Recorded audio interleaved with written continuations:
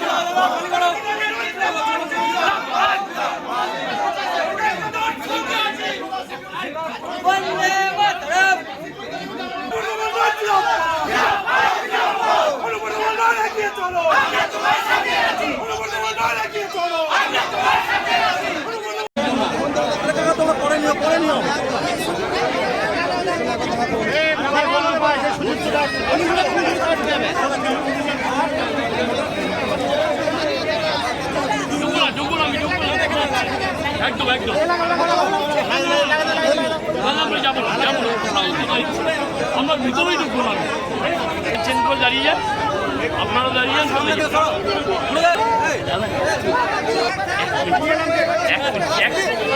এখন হবে না, এখন হবে না।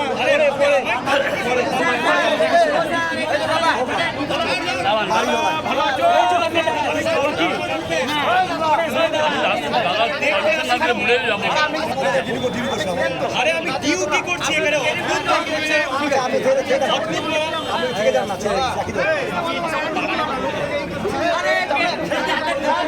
আপনি একটু পিছিয়ে যান না, একটু পিছিয়ে যান। আসতে দিন।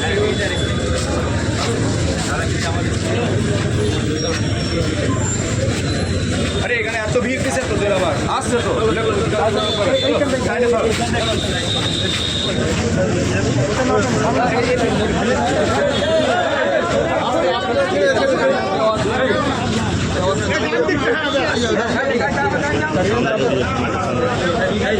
সাইডে সাইডে সাইডে সাইডে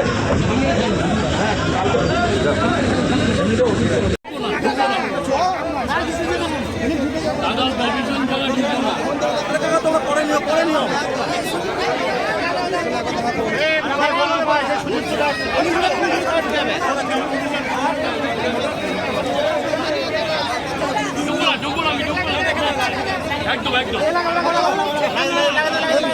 আমরা যাবো আমরা ভিতরেই ঢুকবো না, চেঞ্জ করে দাঁড়িয়ে যান, আপনারা দাঁড়িয়ে যান, সামনে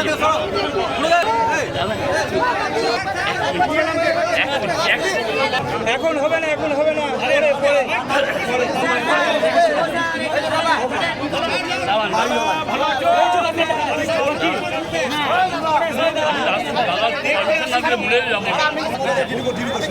আরে আমি ডিউটি করছি এখানে।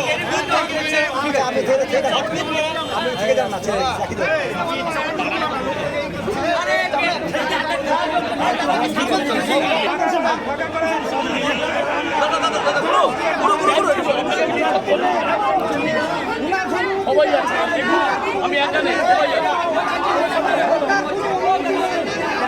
না, চিল্লাবেন,